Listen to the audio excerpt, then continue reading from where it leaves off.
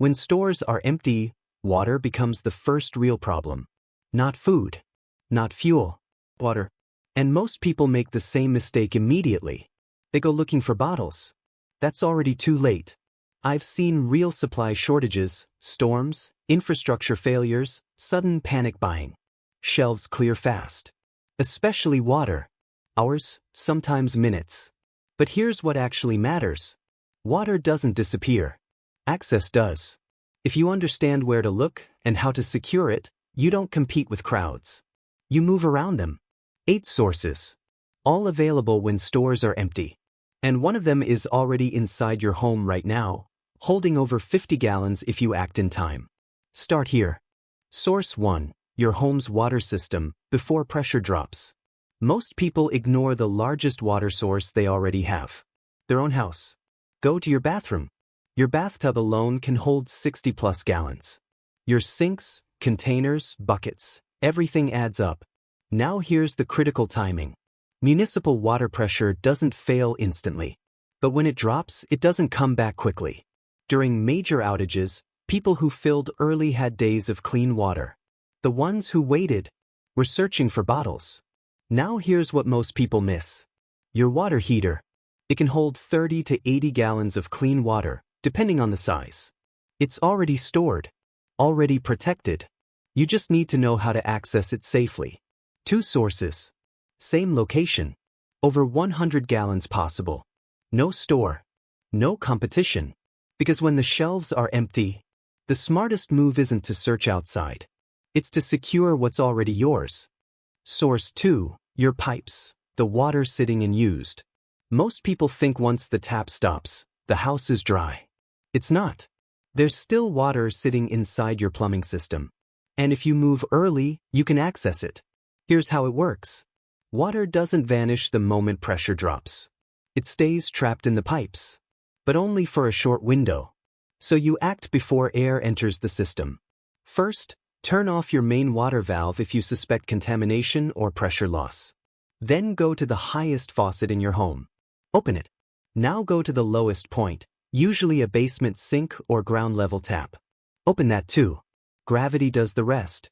Water drains from the pipes into your containers. Simple process. No equipment needed. Now here's why this matters. That water is already treated, already safe, and completely overlooked. During outages, most people assume what's gone is gone. They don't think about what's still there. So while they're searching outside, you're collecting inside. Now here's the limitation. This isn't a long-term source. Once it's drained, it's done. But it can give you several extra gallons. And in a crisis, that's the difference between having a buffer and having nothing. You don't waste it. You capture it early. Because once air enters the system, the opportunity is gone. Source 3. Nearby buildings, the places nobody checks. When stores are empty, most people stay focused on retail. Big mistake. Water doesn't only exist in stores. It exists anywhere people live, work, or gather.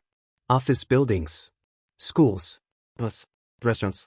These places often hold large amounts of water, stored, piped, or sealed in systems that aren't immediately accessed. And during early stages of a disruption, they're often overlooked. Now here's what matters. Timing. Before buildings are locked down or fully cleared, there's a window where access is still possible. Inside you can find water coolers, storage tanks, kitchen reserves, restroom supply lines. And here's the key difference. These locations aren't the first targets during panic. People go where they're used to going. Supermarkets, convenience stores. They don't think about infrastructure. That's your advantage.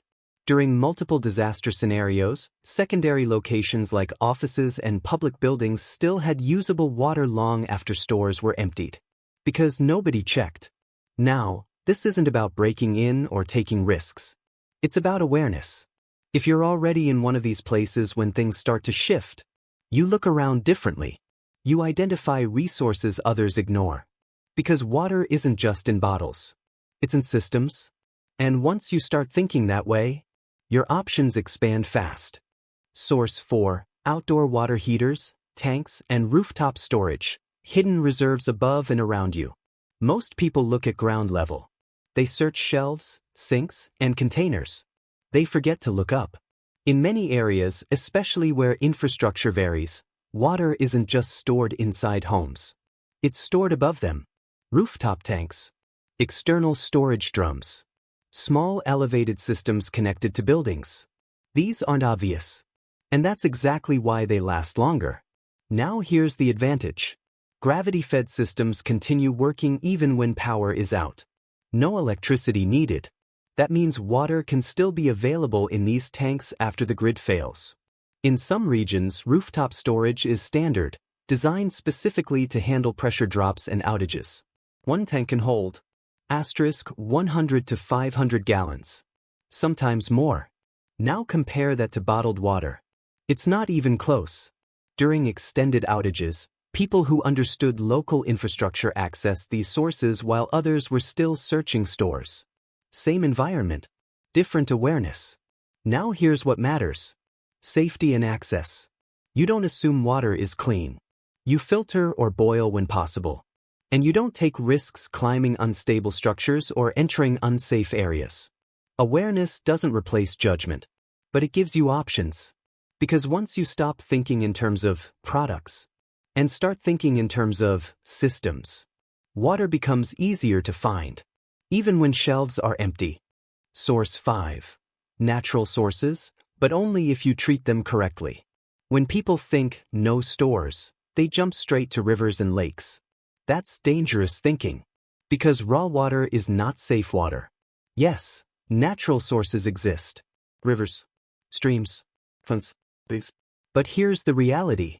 They often contain bacteria, parasites, chemical runoff, and drinking untreated water can take you out faster than dehydration. So the source isn't the solution.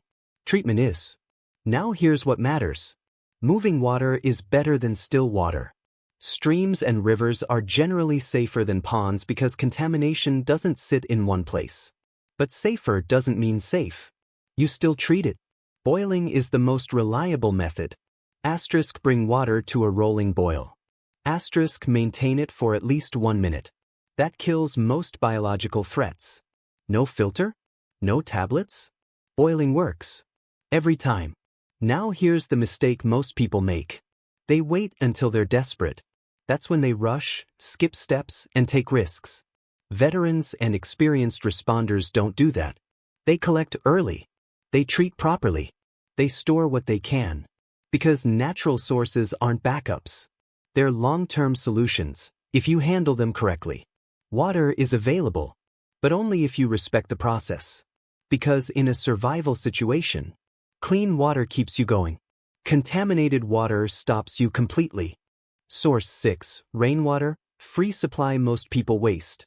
When it rains, most people ignore it. In a crisis, that's a mistake.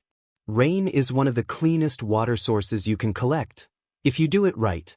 No store, no system, no competition, just timing and setup. Now here's what matters. You don't wait until you need water to start collecting. You prepare before or at the first sign of rain. Use what you have. Buckets, containers, even clean plastic sheets. Position them to catch and direct water. A simple tarp angled into a container can collect gallons in a short time. Now here's the advantage. Rainwater bypasses most ground-level contamination. No soil, no runoff, if collected properly. But it's not automatically safe. You still filter or boil when possible. Because debris, dust, or roof contaminants can mix in. Now here's what most people miss. Volume. Even light rain can produce significant water over time. One small roof section can channel dozens of gallons during steady rainfall. That's more than most people can carry. During long-term outages, rain collection becomes one of the most reliable renewable sources available. It doesn't run out. It doesn't depend on infrastructure.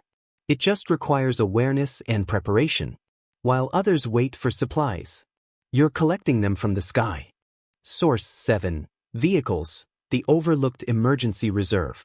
Most people never think about their car as a water source. They should. Because in certain situations, your vehicle holds small but usable amounts of water, If you know where to look. Start simple. Bottled water you already keep in the car. That's obvious.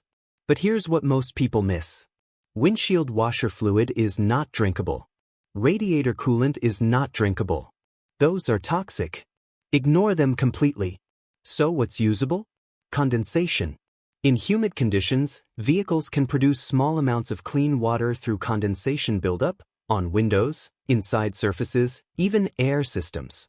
It's not a primary source. But in extreme situations, small amounts matter. Now here's the real value of a vehicle. Storage and transport. Your car lets you carry larger water containers. Move to better sources. Store collected rainwater safely. During real-world scenarios, mobility changes everything. People on foot are limited. People with a vehicle can access distant water points, less crowded areas, cleaner sources. Now here's the key mindset shift. Your car isn't the source. It's the tool that gets you to the source. And when stores are empty, that difference becomes critical. Because access isn't just about knowing where water is. It's about being able to reach it. Source 8. Commercial ice, the supply nobody thinks to use. When shelves are empty, people stop looking inside stores. That's a mistake. Because even when bottled water is gone, ice is often still there. Large bags. Freezers in the back. Gas stations. Small shops. Untouched. Because people don't immediately connect ice with drinking water. That delay is your advantage. Now here's the reality. Ice is water. And when it melts, it becomes usable fast. A standard 10 pounds bag of ice melts into over a gallon of water. Stack a few bags, and you've secured multiple gallons without competing in the water aisle. Now here's how to use it correctly. Let it melt in clean containers. Avoid contamination from dirty surfaces. Treat or boil if you're unsure of the source. Simple steps. Immediate results. During multiple shortages, stores reported something interesting. Ice remained available even after water shelves were completely empty. Because people overlooked it. Now here's the second layer. Freezers don't stay cold forever. Once power goes out, that ice becomes temporary. So if you see it early, you act. Because later, it's gone. Either melted or taken. 8 sources. Home storage. Buildings. Tanks. Natural sources. Vehicles. Water doesn't disappear. It shifts. From shelves to systems. From products to sources. Most people keep looking for what they recognize. Bottles. Brands. Packaging. And when those are gone, they stop. You don't. You adapt. Because finding water isn't about luck. It's about perspective. The people who understand where to look don't run out. Even when everyone else does.